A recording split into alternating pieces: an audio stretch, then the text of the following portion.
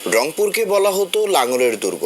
1991 সাল থেকে 2008 পর্যন্ত সব নির্বাচনেই উত্তরের এই বিভাগে বেশিরভাগ আসন ছিল হুসেইন মোহাম্মদ এরশাদের জাতীয় পার্টির একচেটিয়া দখলে। 24 পরবর্তী নির্বাচনে সেই সমীকরণ বদলে গেছে রংপুরের রাজনীতিতে। গণ অভ্যুত্থানের পর কোণঠাসা হয়ে পড়ে জাপা। এবারে নির্বাচনে দলটির চেয়ারম্যান জিএম কাদের সহ কোনো প্রার্থী জিততে পারেননি।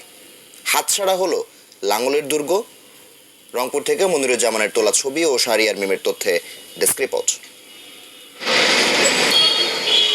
5 বারের সংসদ সদস্য এবং সাবেক মন্ত্রী জিএম কাদের রংপুর 3 সিটি কর্পোরেশনে ও সদর আসনে শোচনীয়ভাবে হেরেছেন।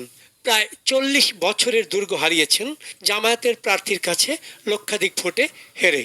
43,000 ভোট পেয়ে তৃতীয় হয়েছেন জাতীয় পার্টির চেয়ারম্যান জিএম কাদের সাহেব উনি রংপুরের জন্য কোনো উন্নয়নমূলক কোনো কথা বলে নাই, কোনো কর্মকাণ্ড করে নাই, যার জন্য এই নির্বাচনে রংপুরের মানুষ ওনার দিক থেকে মুখ ফিরে নিয়ে অন্য পার্টিকে ভোট দিয়েছে। জাতীয় পার্টি একটা বেইমান লোক 5 বছর আগে এমপি ছিল, এমপি থাকার পর ঢাকা পালাইছে, ওই পর্যন্ত আবার ভোট নিয়ে আসছে। ওই জন্য জাতীয় পার্টিকে আমরা ভোট দেই নাই। এরশাদের ছোট ভাই জিএম কাদের ও কিছুই করেন, ওই ভোট নিয়ে চলে যায় সংসদে, তো ও কথাই বলতে পারবে না, কি কইবার কি না কইবে, কি পাস করবে সে। কেন রংপুরবাসী মুখ ফিরিয়ে নিলেন জাতীয় পার্টি থেকে? সারা দেশে একটি আসনও পায়নি জাতীয় পার্টি। বৃহত্তর রংপুরেও কেন এমন ভরাডুবি? নবনির্বাচিত সংসদ সদস্যরা বলছেন সংস্কারের বিপক্ষের দলটিকে প্রত্যাখ্যান করেছেন রংপুরের মানুষ।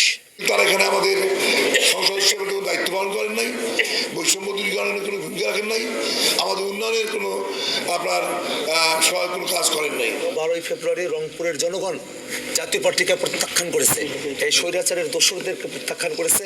এটা আমাদের কাছে আর একটা বড় ধরনের বিজয়। রাজনৈতিক বিশ্লেষকরা বলছেন দলীয় কোন্দল, রংপুরের উন্নয়নে ভূমিকা না রাখা এবং জনবিচ্ছিন্ন হয়ে পড়ায় জাতীয় পার্টির এমন পরিণতি। উন্নয়নের ধারাটা যে ঊর্ধ্বমুখী হবে সেই জায়গাটায় তারা আশাহত হয়েছে রংপুর অঞ্চলের মানুষ। পাশাপাশি যেটি হয়েছে সেটি হচ্ছে যে সাধারণ মানুষ হাতের কাছে তাদের সাংসদকে কিন্তু কখনো পাননি। তারা নির্বাচিত হয়েছেন, ঢাকা কেন্দ্রিক তারা হয়ে গিয়েছিলেন। এবারের নির্বাচনে রংপুর বিভাগের 33টি আসনের মধ্যে 15টি বিএনপি, 17টি জামায়াত এবং এনসিপি পেয়েছে একটি আসন। এখন দেখার বিষয় অস্তিত্ব রক্ষায় আগামীতে কোন পথে হাঁটবে জাতীয় পার্টি।